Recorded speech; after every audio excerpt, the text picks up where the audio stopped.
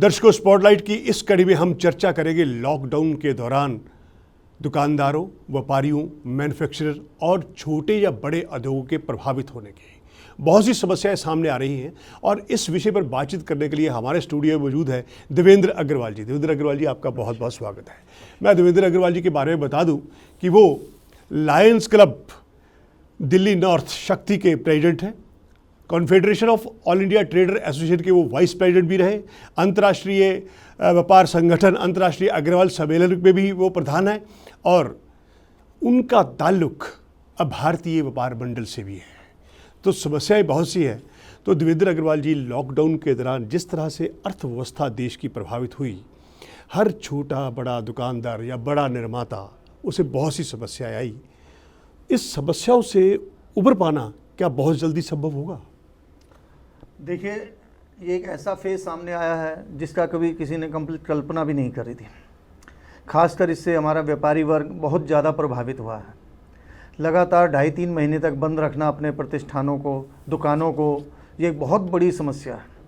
हर आदमी जीरो होकर बैठ गया है, कोई इनकम का सोर्स नहीं है।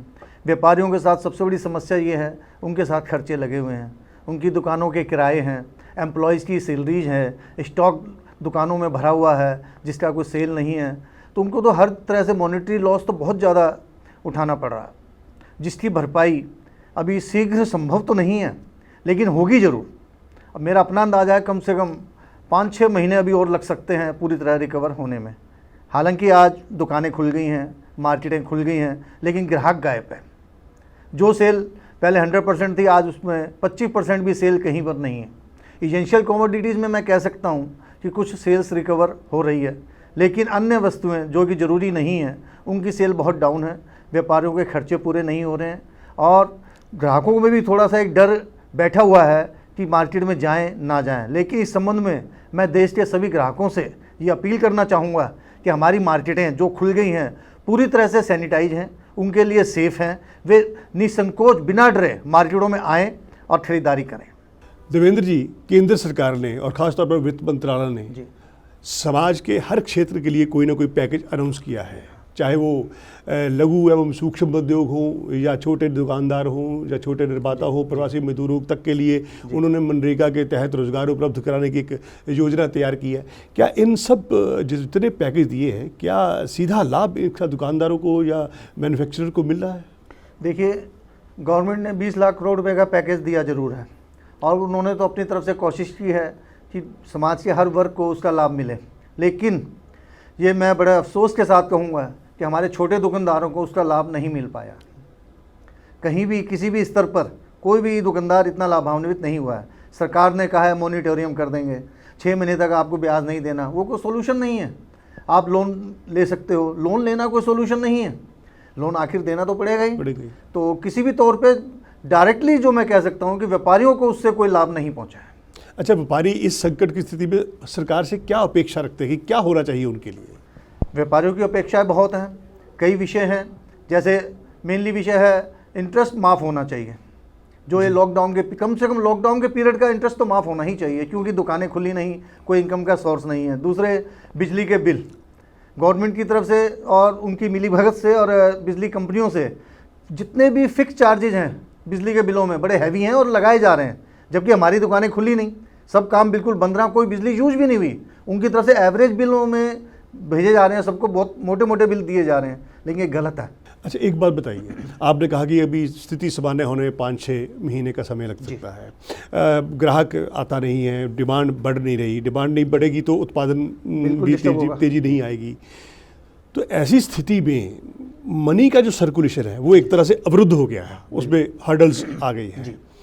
किसी भी देश की अर्थव्यवस्था के लिए धन का प्रवाह जो है वो बाजार में धन होना चाहिए, तभी आप उसको आगे त्योहारी सीज़न आने वाला है। क्या कोई उम्मीद है कि त्योहारी सीज़न में लोग बाहर निकलेंगे या कुछ आगे करेंगे? जी, पूरी उम्मीद है। हर व्यापारी इसी उम्मीद में बैठा है। दूसरे, आजकल एक नया भी आंदोलन चला है, चीनी सामान का बहिष्कार। जी, तो हम लोग भी पूरी कोशिश कर रहे हैं कि हर घर तक ये मैसेज पहुँचे। दिवाली से पहले हमारा एक रक्षाबंधन का त्यौहार आ रहा है। हम लोगों ने सभी अपने देशवासियों से अपील करी है कि उस पर अपनी देसी राखियों को खरीदें, चाइनीज़ राखियाँ ना खरीदें। बल्कि हम तो अपनी तरफ से ये अपील करते हैं कि इस साल मोली बांधा जाए हाथ में, अपना देसी प्रोडक्ट है और बड़ा पवित्र माना जाता है और बड़ा रक्षा सूत्र है हमारा। तो बजाय राखी खरीदने के इस बार हर बहन से मैं ये अपील करूंगा कि वो अपने भाई की कलाई पे वो मोली बांधे। अच्छा, ये तो हो गई, आपने व्यापारियों की बात कर दी। आप लायंस क्लब के अध्यक्ष प्रधान बने हैं। इस लायंस क्लब के माध्यम से जी आप समाज में किस तरह की आपकी भूमिका होगी? देखिए, लायंस क्लब इंटरनेशनल विश्व की सबसे बड़ी सेवा संस्था है। तकरीबन 14,70,000 मेंबर इसके पूरे विश्व में हैं। 200 राष्ट्र से ऊपर ये लायंस क्लब खुला हुआ है। इंडिया में भी हमारे काफ़ी ब्रांचेज हैं जी।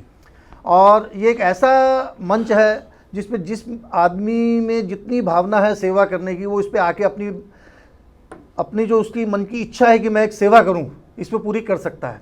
हम लोग समाज के हर वर्ग को, एक ज़रूरतमंद जो भी लोग होते हैं उनको ज़रूरत की चीज़, हर चीज़ देने की कोशिश करते हैं कि उनको हर चीज़ पहुँचे, हर ज़रूरतमंद को। पीछे प्रवासी मजदूरों का एक संकट आया था, हमारे क्लब ने काफ़ी कोशिश करी कि उन लोगों को कम से कम भोजन मुहैया कराया जाए।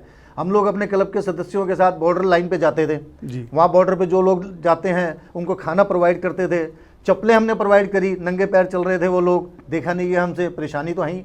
बच्चों के लिए हमने दूध प्रोवाइड किया। इसके अलावा जो भी समाज के हम, जैसे अब आजकल मानसून का सीज़न चल रहा है, हमारा इस महीने जोर रहेगा प्लांटेशन पे, ताकि अगर हम प्लांटेशन कर सकें तो वो जाके आगे वृक्ष बनेंगे और वो सर्वाइव भी करें। यही नहीं कि सिर्फ हमने एक प्लांटेशन कर दिया, आज मान लो हमने 500 पौधे लगाए, तो हमारा फोकस ये रहता है कि उन 500 पौधों को आगे देखभाल भी करी जाए ताकि वो 500 पौधे बड़े हो सके और सर्वाइव कर सकें। इसके अलावा समाज में जो भी ज़रूरतमंद हैं, दिव्यांग बच्चे हैं, वृद्ध आश्रम वगैरह है, हम लोगों की कोशिश रहती है वहाँ जाएँ, उनकी सेवा करें, उनको कुछ सामान मुहैया कराए जाएँ जो भी उनकी ज़रूरत के सामान हैं। हमारा हर साल एक बहुत तगड़ा प्रोग्राम होता है लायंस क्लब का, जिसमें हम तकरीबन 2,500 दिव्यांगों को सामान बांटते हैं। तो उससे बल्कि हम ये कोशिश करते हैं कि कुछ संस्थाएं जो दिव्यांगों के लिए काम करती हैं उनसे कांटेक्ट करके उनकी ज़रूरत के बारे में पहले से ही जान लिया जाए कि आपकी क्या ज़रूरत है। तो जैसे ही एक मेजर ज़रूरत इकट्ठी हमारे पे शेड्यूल बन जाता है, हम कोशिश करते हैं वही चीज़ उनको दी जाए। तो यही कोशिश रहती है समाज के हर वर्ग को लायंस क्लब का फ़ायदा। इसके अलावा लायंस क्लब ब्लड के क्षेत्र में बहुत काम करता है। हमारा अपना एक लायंस ब्लड बैंक है, यहाँ शालीमार बाग में भी है, पटपरगंज में भी है। और ये चीज़ ऐसी है जिसको आकस्मिक ज़रूरत पड़ती है, इमरजेंसी चाहिए जी, तो हम लोग कोशिश करते हैं, मान लो किसी को कल को इमरजेंसी में ब्लड चाहिए तो उसको हम अपनी तरफ से ब्लड प्रोवाइड कर सकें। पीछे डेंगू जब चल रहा था सीजन, हमने प्लाज्मा भी लोगों को बहुत प्रोवाइड करा जी। तो ये रहती है समाज का, चाहे छोटा वर्ग हो, चाहे बड़ा वर्ग हो, चाहे मिडिल क्लास हो, हर वर्ग को हम अपनी सेवाएं देने को तैयार हैं और आगे देते रहेंगे।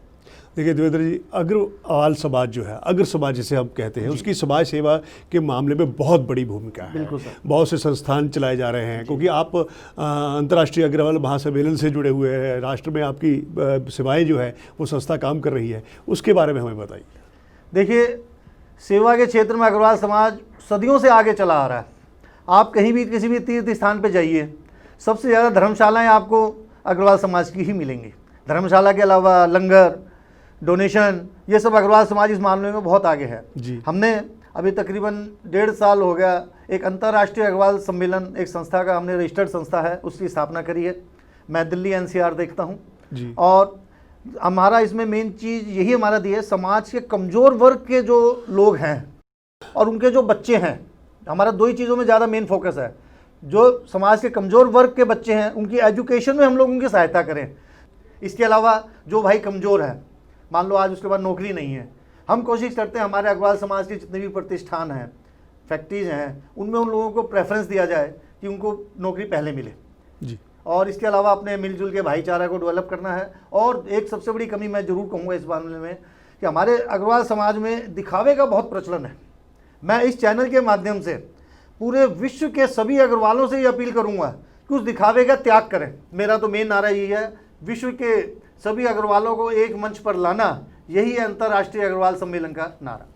तो देवेंद्र अग्रवाल जी ने बहुत ही, जहां व्यापारियों और ट्रेडर्स की समस्याओं का जिक्र किया, वहां समाज के लिए एक बहुत बड़ा संदेश दिया है कि कम से कम आज के दौर में एक दिखावे की बात, जो एक रूढ़ियाँ चली आ रही हैं, परंपराएं चली आ रही हैं, उससे मुक्त होकर के एक नव राष्ट्र और नव समाज का निर्माण करना है, ये समाज के लिए उनका संदेश है।